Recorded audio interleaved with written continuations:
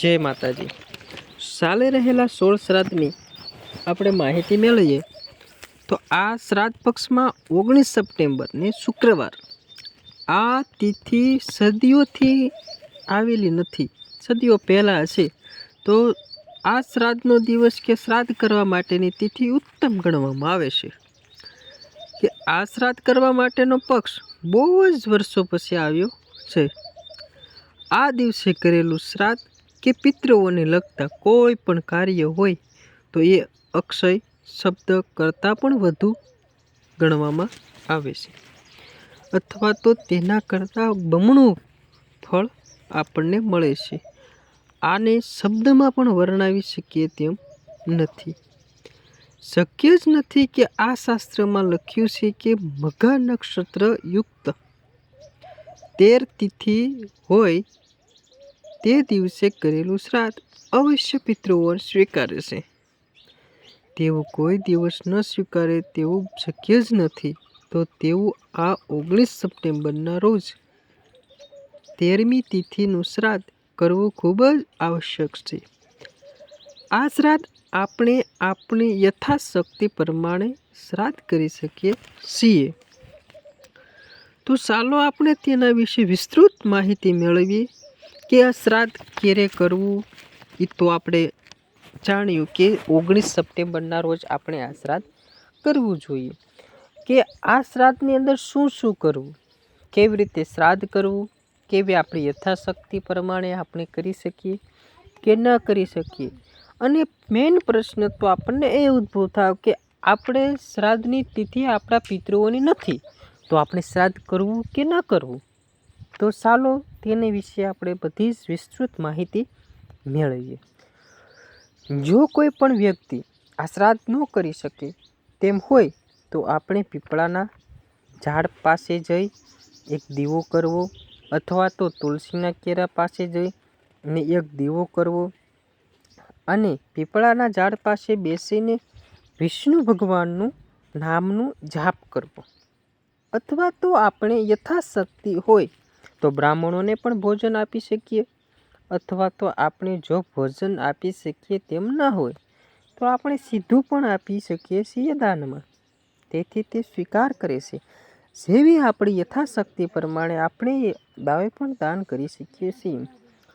જો આપણી શક્તિ સીધું આપી શકીએ તેવી પણ ન હોય તો ગાયની રોટલી, કૂતરાઓની રોટલી અથવા તો પશુ પક્ષીઓને પણ દાન શાન આપી શકીએ છીએ અથવા તો આપણી આજુબાજુ સરોવર હોય, તળાવ હોય, નદી હોય કે જ્યાં ત્યાં પાણી ભરેલું હોય ત્યાં માછલીઓને પણ આપણે ભોજન અથવા જળ નાખી શકીએ છીએ અથવા ખવડાવી શકીએ છીએ।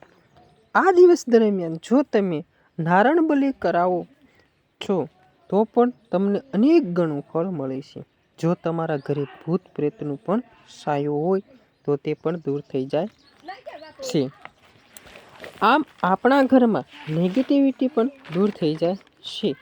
જો કે આપણા ઘરમાં કોઈ પણ જાતનું તમને એવું લાગતું પિતૃદોષ છે કે પિતૃઓ આપણાથી નારાજ છે તો આ દિવસે શ્રાદ્ધ કરવાથી તમારા બધા જ પિતૃઓ તમારી ઉપર ખુશ થાય છે અને રાજી થાય છે। આ શ્રાદ્ધ પક્ષ કેટલા સદીઓ પણ નથી આવ્યું। આ દિવસે તમે વિદ્વાનોને બોલાવી મહાકાય શ્રાદ્ધ પણ કરી શકો છો।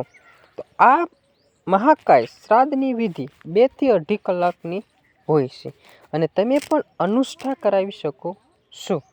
અનુષ્ઠા આપણે આપણા નામથી અથવા તો આપણા પિતૃઓના નામથી અનુષ્ઠા કરી શકીએ છીએ। જો આપણા બ્રાહ્મણને આપણે અનુષ્ઠાનું કરાવી શકીએ કે 1000 વખત કરાવી શકીએ કે 100 વખત, જે પણ આપણી યથાશક્તિ પ્રમાણે આપણે એને અનુષ્ઠાનું કહી શકીએ છીએ।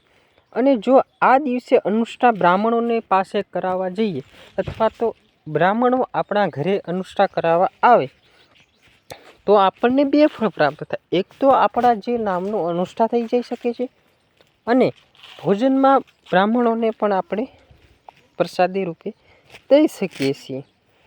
તો આ 2 પુણ્યના કામ આપણે થાય છે। અનુષ્ઠાના થઈ જાય પછી બીજું કે ઘરે બ્રાહ્મણ જમી જાય છે તો આ થઈ જાય છે અથવા તો આ સિવાય પિતૃઓના મંત્ર, પિતૃઓનો દોષ, પિતૃઓના શત્રુ અને પિતૃઓને આપણે વિષ્ણુઓના પાઠ પણ કરી શકીએ છીએ.